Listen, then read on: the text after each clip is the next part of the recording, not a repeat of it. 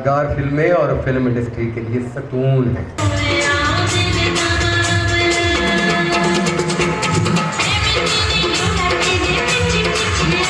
भाई ये बड़ा अच्छा ड्रामा था, मुझे बड़ा अच्छा लगा। और मैं कैसे सनाउल्लाह साहब को एक मैसेज देना चाहता हूँ कि अब आपके लिए चैलेंज है, अब आप आगे क्या करते हैं, आपने क्या करना है कि वो भी अच्छे ड्रामे करते हैं। क्या डॉक्टर साहब का ये ड्रामा मुझे बहुत अच्छा लगता है, क्योंकि मैं आपको पता हर जगह जाता हूँ, मैं देखता हूँ चीज़ें कुछ, तो बहुत इन्जॉय किया। आफरीन जी ने, फ़िरोज़ा ने, सरफराज विकी साहब ने, अजीम विकी साहब ने, वसीम पुन्नू साहब ने, उल्फाम भाई ने, और काफ़ी जितने भी फ़नकार थे, मैं सबका नाम लूँ तो बड़ा अच्छा सबने किया ड्रामा। बहुत अच्छा था, पूरी टीम को दाद है।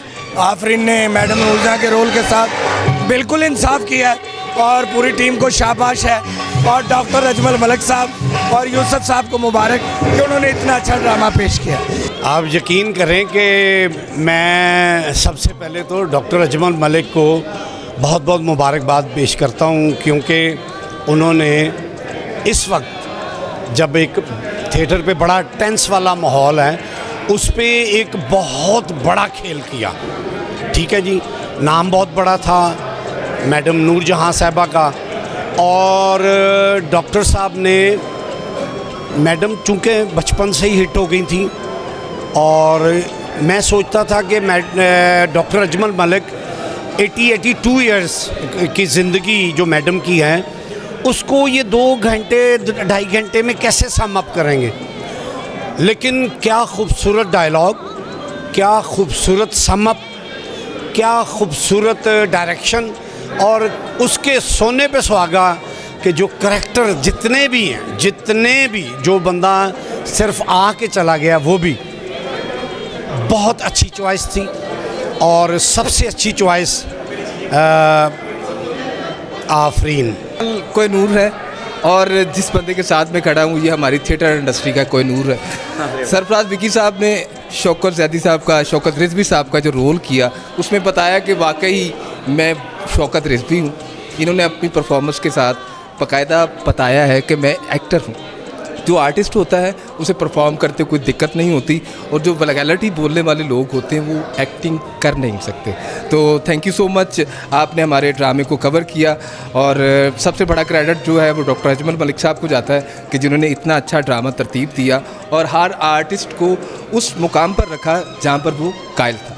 देखें, ये जो काम किया है डॉक्टर अजमल साहब ने, ये हम लोगों को करना चाहिए था, क्योंकि हमने काम किया मैडम नूरजहां के साथ, और मैं हैरान हूँ कि आफरीन परी ने मेरे साथ फिल्मों में भी की 2-3, लेकिन जो इसने जिस तरह का ये रोल निभाया, ये मेरी समझ से बालातर के इतना अच्छा रोल इसने कैसे कर लिया। लेकिन इसके पीछे डॉक्टर साहब की काविश लगती है मुझे। उन्होंने इतना अच्छा क्रिएट किया इस ड्रामे को, और इतने खूबसूरत और टू द पॉइंट फ़िक्रे लिखे, तो वो काबिल ज़िक्र हैं, और वो उनको क्लैब देने को जी चाहता था, और लोगों ने क्लैब दी और मैंने भी दी। तो बहरहाल ये ऐसी काविश होनी चाहिए। ऐसे जो लेजेंड हमारे फिल्म इंडस्ट्री के तो इस दुनिया में नहीं हैं, उनके स्टेटस के लिहाज से उनके ऐसे प्रोग्राम होने चाहिए। असल में बात यह है कि हमारा जो डायरेक्टर था ना जी, उसने हमसे काम ले लिया। बात यह है कि आँख होती है डायरेक्टर की, जिसने काम करवाना होता है।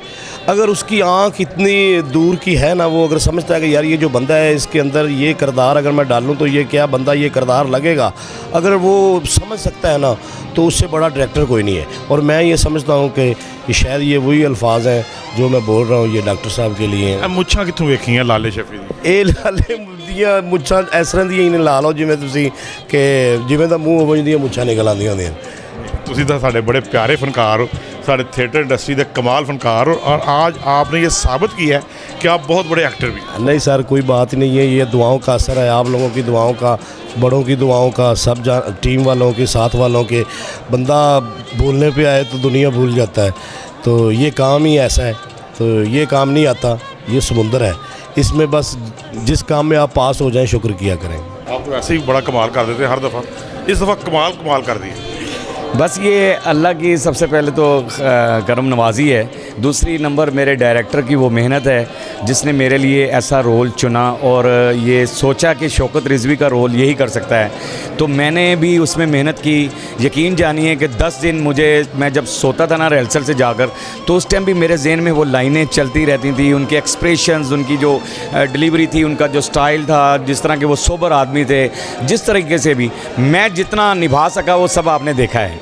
जैसा आपकी एक एक डायलॉग डिलीवरी, उसको अदा करने का तरीका और सबसे बड़ी आपके हाथों की मूवमेंट्स, बॉडी लैंग्वेज कमाल है। कितने दिन रिहर्सल की इसकी? तकरीबन 10 दिन। अच्छा, 10 दिन रिहर्सल की। 10 दिन में ऐसा भी है कि इसको 14 दिन लगा लें, शाम को भी बुलवाते रहे हैं, शो के बाद भी रिहर्सल होती रही, उसके पहले भी बुलवाते रहे हैं। मैडम की फिल्में भी देखी, उनको गाते हुए भी देखा। हाँ जी जी, मैडम साहबा को मैंने बहुत देखा है, लेकिन मैं मैडम साहबा को सिर्फ ज़िंदगी में एक बार मिला हूँ, लाइव जो मिला हूँ, सिर्फ एक बार मिला हूँ, क्योंकि उस टाइम वो, और यहाँ मैं जब वो बीमार थी लियाकत हॉस्पिटल कराची के अंदर, वो एडमिट थी, तो वहाँ पर मैं दिलीप साहब उनको मिलने के लिए आए थे, दिलीप साहब उनकी खैर खबर लेने के लिए आए थे, तो मैं उस वक्त मिला था।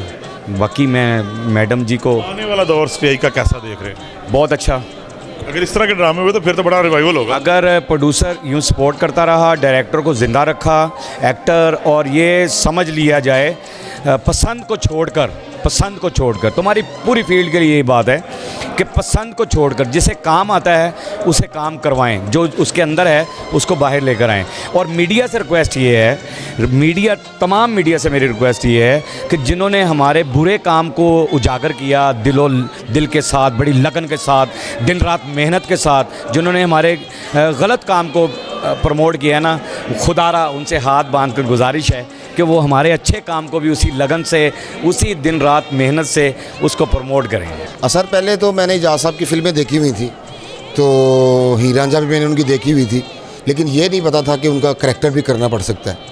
तो जब डॉक्टर अजमल मलिक साहब ने मुझे इजाज़ दुरानी साहब का करैक्टर बताया कि ये करैक्टर करना है, तो फिर मैंने इजाज़ दुरानी साहब की चंद मूवीज़ देखी, उनका एक्सेंट चेक किया कि वो कहाँ से बोलते हैं, कहाँ पे छोड़ते हैं।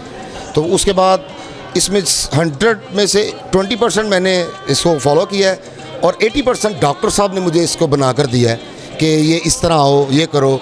फिर डॉक्टर साहब ने ये मेरे कैरेक्टर के लिए किस तरह खूबसूरत ड्रामा मुझसे करवाया है कि मैं पूरी ज़िंदगी एक मेरे रिकॉर्ड में शामिल हो गया कि मैडम नूर जहाँ की ज़िंदगी पे जब ड्रामा, स्टेज ड्रामा हुआ था, तो मैंने इजाज़ दुरानी साहब का रोल किया था।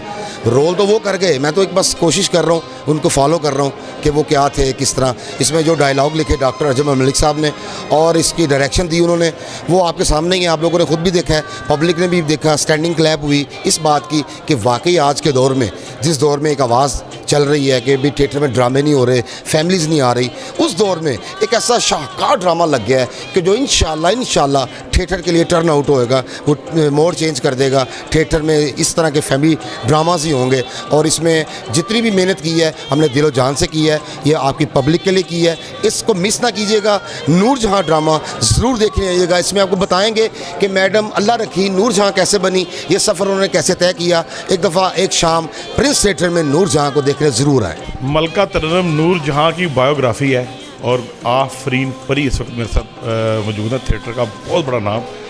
मैडम आज आपको बड़े स्पेशल गेटअप में देख रहे हैं। जी बिल्कुल, मैडम नूर जहाँ की ज़िंदगी पर एक बहुत खूबसूरत ड्रामा स्टेज हुआ है, जिसके राइटर और डायरेक्टर हैं डॉक्टर अजमल मलिक, जैसे कि आपको पता है। तो उस रोल में इस वक्त मैं उस कैरेक्टर में खड़ी हूँ, इसलिए आपको इतना खूबसूरत कैरेक्टर नज़र आ रहा है। कितना आपने इसको सर्च किया, मैडम को देखा, ठीक है ना, इस रोल में ढलने के लिए? आप बिल्कुल मैडम नूर जहाँ ही लग रही है।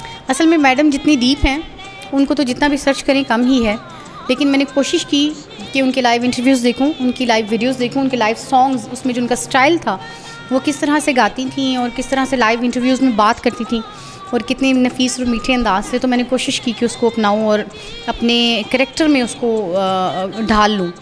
तो कितनी कामयाब हुई ये तो पब्लिक बताएगी। अंदाज उस तरह के एक्सप्रेशंस, ठीक है ना, क्योंकि बड़े डीपली, बड़े छोटे छोटे एक्सप्रेशंस होते थे, चेहरे का बड़ा रोल होता था मैडम की परफॉर्मेंस। हाँ जी बिल्कुल ऐसा ही है। रोल जो है बहुत बड़ा था, ये बहुत बिग रोल था, उसके लिए इन तमाम चीज़ों को सर्च करना बहुत ज़रूरी था।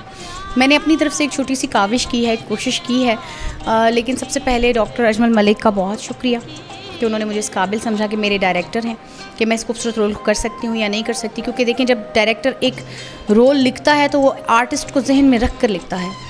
तो उन्होंने मुझे इस काबिल समझा और मुझे मेहनत करवाई, वेरिएशंस बताई, इसकी रिहर्सल्स करवाई, कुछ मैंने ख़ुद कोशिश की, थोड़ा गेटअप पे मेहनत की। तो अल्हम्दुलिल्लाह अल्लाह पाक ने उसका रंग लगाया और बहुत बहुत अच्छा लग रहा है।